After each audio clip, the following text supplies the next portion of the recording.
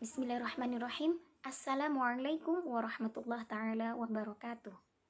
Baik, bersama saya Imro'atul Mufidah, mahasiswi STIB Sekolah Tinggi Islam Belambangan, Prodi Pendidikan Agama Islam semester 4. Nah, saya di sini akan mempresentasikan mengenai keragaman siswa dan budaya terhadap proses pembelajaran. Mari simak video berikut ini. Keragaman siswa. Nah, di sini terdapat 8 komponen mengenai individu dalam keragaman budaya. Apa sajakah itu?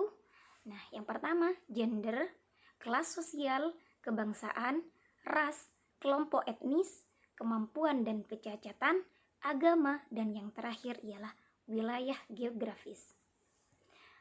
Beralih pada poin selanjutnya, mengenai budaya dan etnik. Apa sih perbedaan antara kedua itu?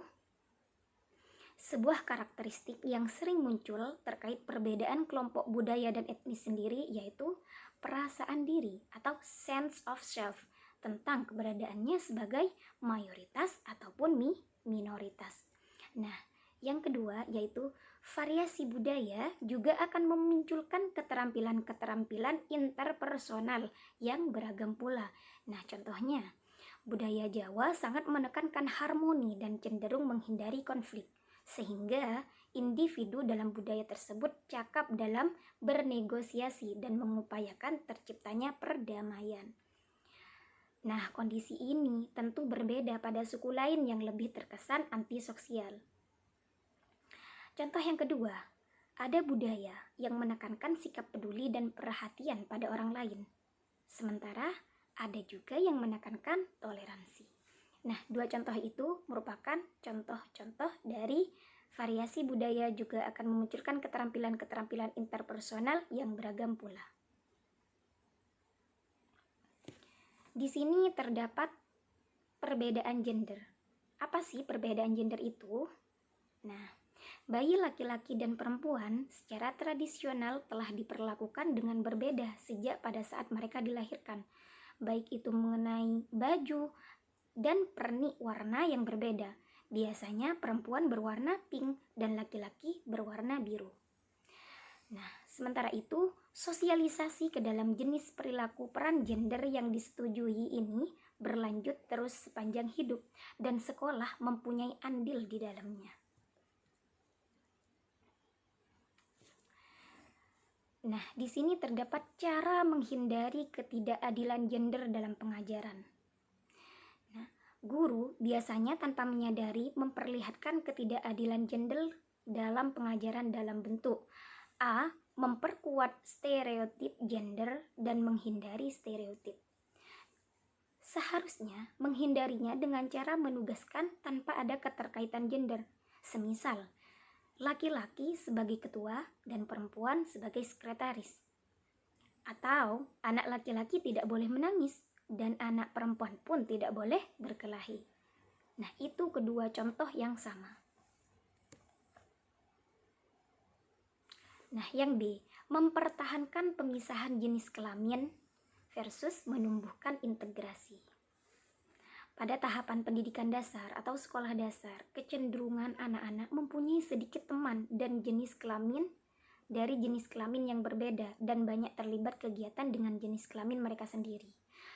Nah, seharusnya guru tidak melakukan hal yang sama dalam memberikan tugas di sekolah. Semisal, mendorong kerjasama lintas jenis kelamin, antar putra ataupun putri, antar perempuan ataupun laki-laki. Contoh yang kedua, tidak memisahkan dalam proses pembelajaran, bisa disatukan, bisa bekerja kelompok ataupun hal yang lain. Nah, poin yang C, membedakan siswa laki-laki dan perempuan versus memperlakukan siswa secara setara. Nah, poin yang pertama yaitu studi pengamatan tentang interaksi di ruang kelas telah menemukan bahwa guru lebih banyak berinteraksi dan mengajukan pertanyaan kepada siswa laki-laki daripada siswi perempuan. Poin yang kedua, seharusnya guru memberikan kesempatan yang sama kepada semua siswa untuk berpartisipasi di kelas, mengambil peran kepemimpinan dan terlibat dalam semua kegiatan. Di sini dijelaskan mengenai perbedaan sosioekonomi.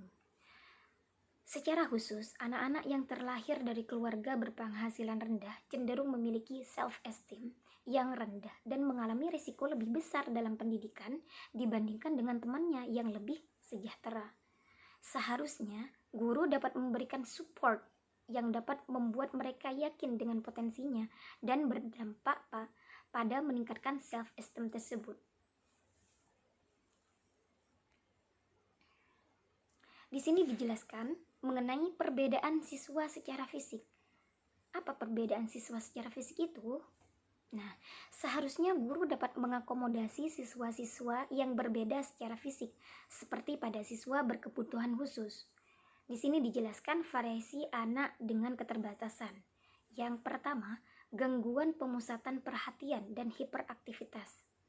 Yang kedua, keterbelakangan mental. Yang ketiga, gangguan fisik. Yang keempat, gangguan sensorik. Yang kelima, gangguan bicara dan bahasa. Yang keenam, gangguan spektrum atau autis. Dan yang terakhir, gangguan emosi dan perilaku. Itu merupakan variasi anak dengan keterbatasan. Nah, poin yang terakhir, perbedaan dalam kecerdasan dan gaya belajar.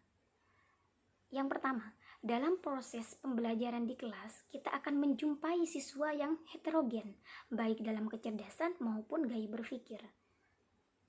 Selanjutnya, mengingat perbedaan kecerdasan dan gaya belajar yang terdokumentasikan dengan baik, tampaknya logis apabila gaya pengajaran yang berbeda mempunyai dampak yang berbeda terhadap pembelajar yang berbeda pula, meskipun itu sulit dilakukan. Nah, poin yang terakhir yaitu guru seharusnya tetap waspada untuk mendeteksi dan menanggapi perbedaan dalam cara siswa-siswi belajar. Nah, hanya itu saja yang mungkin bisa saya presentasikan mengenai keragaman siswa dan budaya terhadap proses pembelajaran. Untuk selebihnya, saya mohon maaf. Terima kasih. Wassalamualaikum warahmatullahi wabarakatuh.